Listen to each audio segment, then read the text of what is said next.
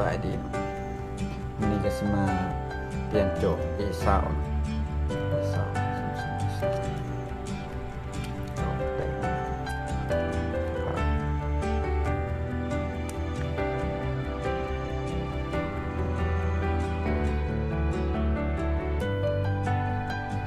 ข้าพเจ้าได้แกะถนนมันใส่ไม่ได้เลยที่ว่าแกะแบบบระมัดระวังโจทย์สายเกะลงคานขึ้นเลยสายเกะจะทางหลังแกะทางหลังก่อน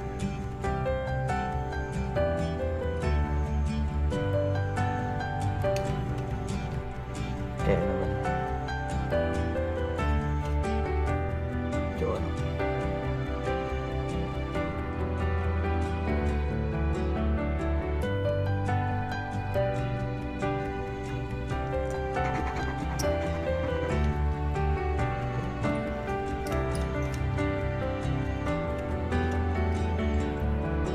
ตัวนี้อยู่ในคือตัวนี้ใช้ได้โจทย์จะอยู่ใน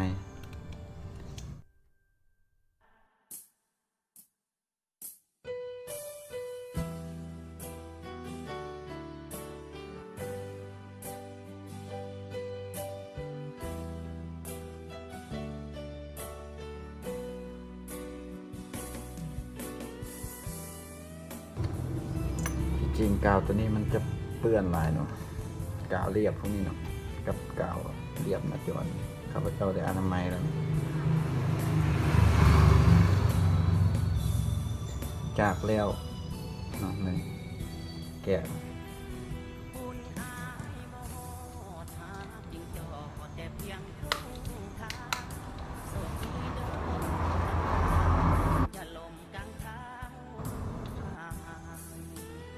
แกะมา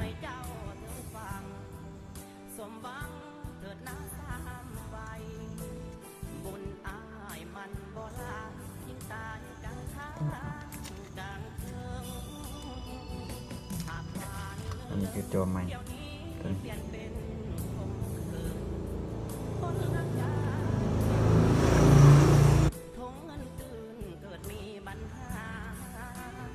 เอา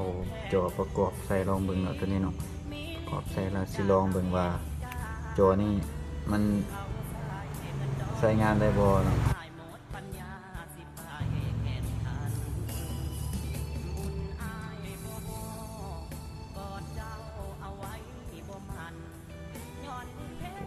ใช้งานได้บ่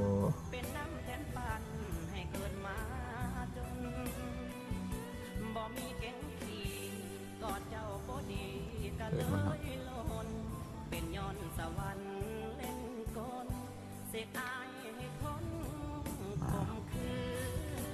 เราจะทดสอบเบิ่งก่อนเนาะว่าจอนี้ใช้งานปกติบ่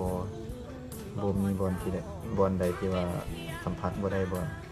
เอาแต่งประกอบใส่สมบูรณ์เราต้องทดลองจอก่อนว่ามันสามารถใส่ได้พิมพ์ได้ปกติได้ทุกปุ่มบอลประกอบนะประกอบจอเลย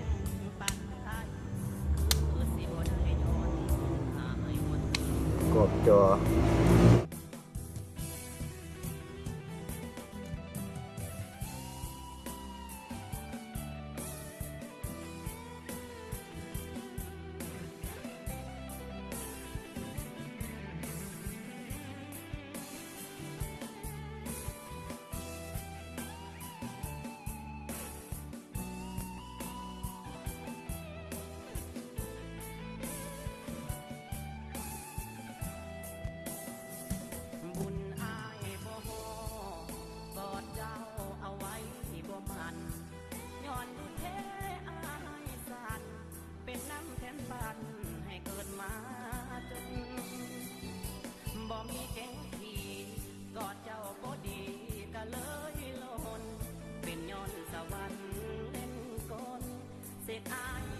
ใส่แล้วเนาะ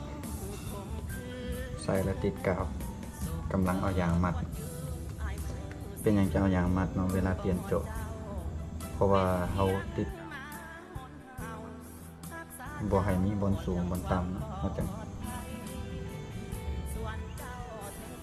เขาแต่งเอายางมัดสำเร็จแล้วเนาะเปลี่ยนตัวเด็กมาเช็คเบิ่งว่ามีบอลใดบ่เจ็บ